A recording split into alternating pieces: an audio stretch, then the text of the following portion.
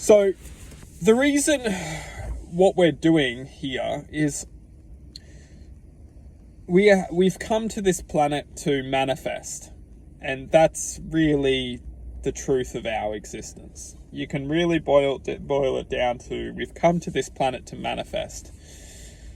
Now, with manifestation, we must comprehend that if we've come here to manifest, everything is possible. We have the infinite potentiality to manifest into anything. And this is the greatness of our existence, is that we can perceptionally, we can either move forward or we can gain the perception that we're moving backwards. Now, for everyone, we're all different. We only can ask ourselves, do we feel like we're moving forward or we're moving backwards?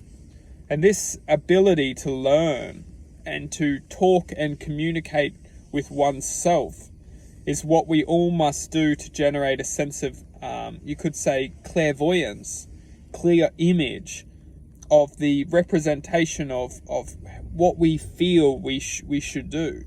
Because if we can feel what we should do and we're creating an image in our heads, maybe it's simple image, maybe it's just happiness, maybe it's love, maybe it's joy, maybe it's contentment, maybe it's, everyone's image is different.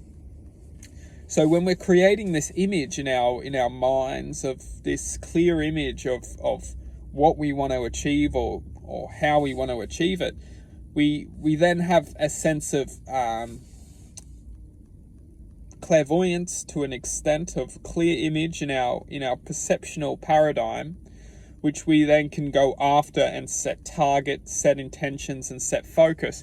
Now, this is the interesting part, is because this is one thing, but when this, you could say, awareness is trying to manifest, there's going to be the opposing force, which is going to take us away from achieving that clear image that we set out for. And now this is where many of religions, modern day religions, come in, and they call this awareness, evil, the devil, jinn. It goes on by many different names. What's truly powerful is identifying that this is actually our greatest friend and not necessarily our greatest enemy. Because when we're existing within the enemy, we become the enemy. We become the enemy's voice. We take, you could say,